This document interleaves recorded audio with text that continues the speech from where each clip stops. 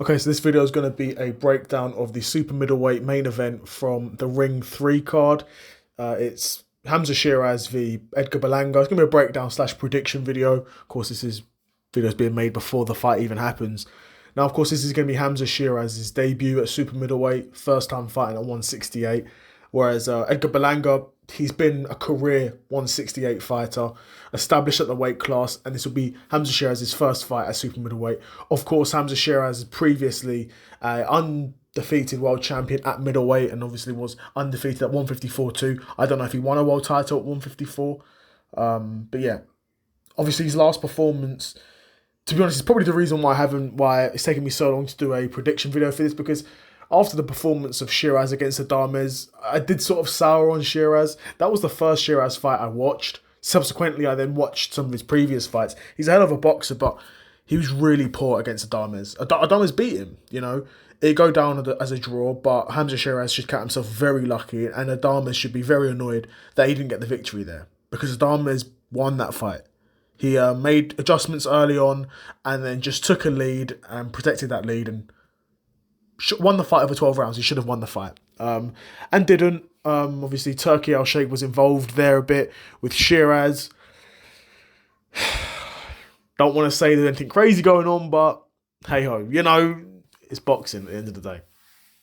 Now, Sheeraz is quite a big guy. Quite lanky, slender. And even will be at 168. He'll be a big guy. But he's not going to be Edgar Berlanga. Edgar Berlanga's, like I said, an established career 168 fighter, thick, paws. It's got a bit of quite a beastly sort of player build. A lot of early stoppages in his career. I think he got 16 knockouts, something like that. 16 out of 18 or something like that. A lot of knockouts early on in his career. And even all the way up until quite recently. But of course, I couldn't name a single guy who he's knocking out. That being said, there's a lot of guys who have fought bums early on in their career and they're not getting knockouts, right? So, Edgar Berlanga can only beat what's in front of him. Of course, Edgar Berlanga's only defeat did come against Canelo Alvarez and was for the WBC and another world title. It was for two world title belts, and he lost against Canelo. Now, he was comprehensively beat. It wasn't close. It was somewhat competitive. Like Berlanga was somewhat of a live body and tried to make the fight interesting, but Canelo was levels above him and dropped him in the third. And from there, it was pretty smooth sailing for Canelo, right? Now, Hamzah Sheeraz isn't going to present the same problems that Canelo's going to present, right? But Sheeraz does present problems in himself. Of course, he's quite big. He's a good boxer, even though he didn't really show it against Adames. Adames did beat him. He's quite a slick boxer. He's quite tall. He's lengthy, and most importantly, he knows how to use that length too. He's a good enough boxer to know how to use that length. And if we're going, boxing skill for boxing skill, he is better than Berlanga. Of course, Berlanga's going to have more power. Berlanga's going to have the physical advantages. And if Berlanga can make the most of those physical advantages, he's got a chance against Hamzah Sheeraz. But I think even though Hamzah Sheeraz's last performance wasn't a great one against Adames, it was a draw. Apparently, he did have an injury either going into that fight or sustained it early on in that fight.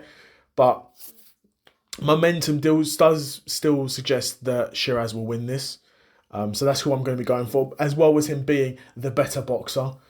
He's been a world champion at 160. He's moving up to 168. And I think if he can beat Edgar Berlanga, then there's not a ton of fights that's between Sheeraz and the elite of 168. The Charlos, the Plants, I guess Resendez is now up there, the Canelos, right? There's, he probably won't have that fight next, but he's now in those conversations for sure. And those are quite big money fights. And no doubt commercially, will definitely be worthwhile for Hamzah Sheeraz. But yeah, that's who I'm going to go with. Of course, Edgar Berlanga is a powerful enough puncher and good enough boxer to get the upset here. Of course he is. But it's not who I put my money on. When we're in these situations, like I said, I always tend to go with who is the better boxer. And in my opinion, Hamzah Sheeraz is the better boxer out of Hamzah Sheeraz and Edgar Berlanga. But yeah, another episode of the Seth Solo SideQuest in the bag. Let me know what you think of this fight. Do you think Sheeraz will win, or do you think Berlanga can cause the upset? Let me know in the comments below, and I'm out. Peace.